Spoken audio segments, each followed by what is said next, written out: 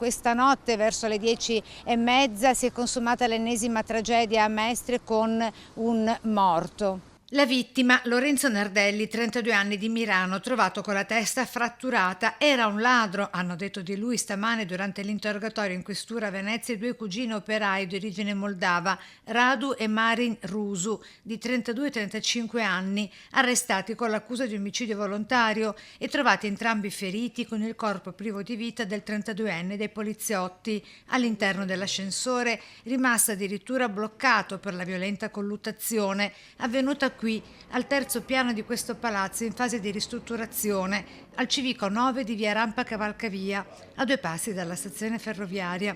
Secondo gli arrestati, Nardelli, insieme ad altri 2 complici, aveva preso di mira poco prima l'appartamento, credendo che fosse vuoto. Non sapeva che all'interno c'erano loro e 2 cugini che abitano nella casa di proprietà dello zio, che stavano cenando e che si sarebbero trovati di fronte i ladri, iniziando così la colluttazione con i 3 della banda.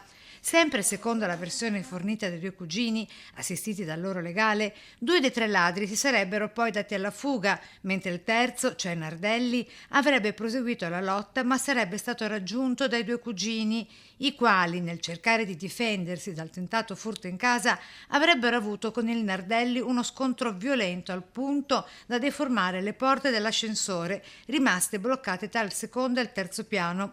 Tutto questo con i condomini rimasti a loro volta barricati dalla paura in casa, come racconta la testimone che ha allertato la polizia dopo aver sentito le urla di aiuto provenire dal pianerottolo. Erano le 10:15, verso le 11. Ieri sera a un certo punto ho sentito parlare, gridare, neanche gridare, proprio un trambusto e basta, questo qua. E sentivi parlare concitatamente, urlare come, ecco. E poi cosa ha sentito? Ha sentito che arrivava la polizia? La polizia l'ho chiamata io e sono venuti, ho aperto da qua, io non ho aperto la porta perché io sentivo gridare aiuto e basta. E sono sempre vicini di casa dei 2 cugini, ora in carcere, a riferire che da qualche giorno nell'abitazione si sentivano rumori molesti con musica ad alto volume fino a tarda sera, tant'è che qualcuno aveva chiamato le forze dell'ordine per dei controlli. Per la morte del 32enne ora le indagini sono ancora in corso.